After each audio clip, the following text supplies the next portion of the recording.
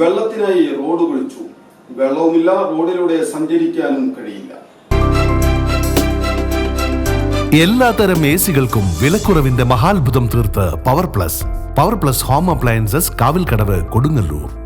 കൊടുങ്ങല്ലൂർ നഗരസഭയിലെ 43-ാം വാർഡിൽ വന്ന് റോഡ് കണ്ടെത്തി തന്നാൽ സമ്മാനം നൽകുമെന്നാണ് നാട്ടുകാർ പറയുന്നത്. 6 മാസം മുൻപ് വരെ റോഡ് കാണാമായിരുന്നു. എന്നാൽ വാട്ടർ അതോറിറ്റി കുടിവെള്ള പൈപ്പ് ഇടുവാൻ വേണ്ടി റോഡ് പൊളിച്ചതോടെ റോഡ് കാണാൻ കഴിയില്ലെന്ന് മാത്രമല്ല, റോഡ് തോടാവുകയും ചെയ്തു. മഴയ്ക്ക് മുൻപ് കുഴിച്ചെടുത്ത് GSB ഇട്ടുതരാമെന്ന ഉറപ്പിലാണ് റോഡ് വെട്ടിപ്പൊളിച്ചത്. കുഴിച്ചതാകട്ടെ 10ഓളം തവണ. മഴ പെയ്തതോടെ കുഴിയിൽ വെള്ളം കെട്ടി റോഡ് തോടായിരിക്കുകയാണ്. സ്കൂൾ തുറന്നാൽ നിരവധി സ്കൂൾ വാഹനങ്ങൾക്ക് പോകേണ്ട വഴിയാണിത്.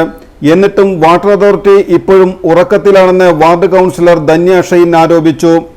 ഗുരുദേവ് നഗർ, ഭാരത് നഗർ എന്നിവിടങ്ങളിലെ റോഡുകളാണ് വലിയ ഭീഷണി ഉയർത്തുന്നത്. ഇരുചക്രവാഹന യാത്രക്കാരാകട്ടെ മിക്ക ദിവസങ്ങളിലും അപകടത്തിൽപ്പെടുന്ന കാഴ്ചയാണ് കാണാനാവുന്നത്. എത്രയും വേഗം റോഡ് സഞ്ചാരയോഗ്യമാക്കിയില്ലെങ്കിൽ വലിയ അപകടത്തിന് തന്നെ സാക്ഷ്യം വഹിക്കേണ്ടി വരും. BJP booth president MM Mahesh, secretary KV Viju, convener CM Ratheesh എന്നിവരും കൗൺസിലർ ധന്യ ഷൈൻ്റെ കൂടെ ഉണ്ടായിരുന്നു.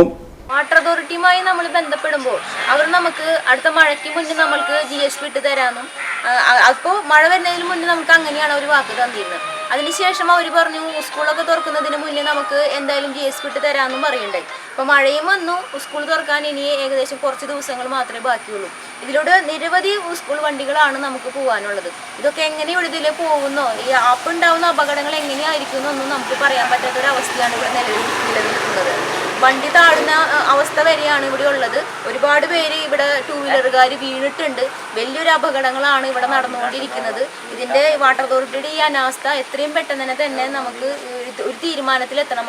അനാസ്ഥയെ കുറിച്ച് വലിയൊരു പ്രക്ഷോഭം തന്നെ ഞങ്ങൾ കൗൺസിലർമാർക്ക് നടത്തേണ്ടതാണ്. ജനങ്ങളുടെ ഇടയിലേക്ക് നമുക്ക് ഇറങ്ങിച്ചെല്ലാൻ പറ്റാത്തൊരവസ്ഥയാണ് ഇവിടെ ഉള്ളത്. കാരണം എല്ലാ റോഡുകളും മോശമായി കിടക്കുകയാണ്.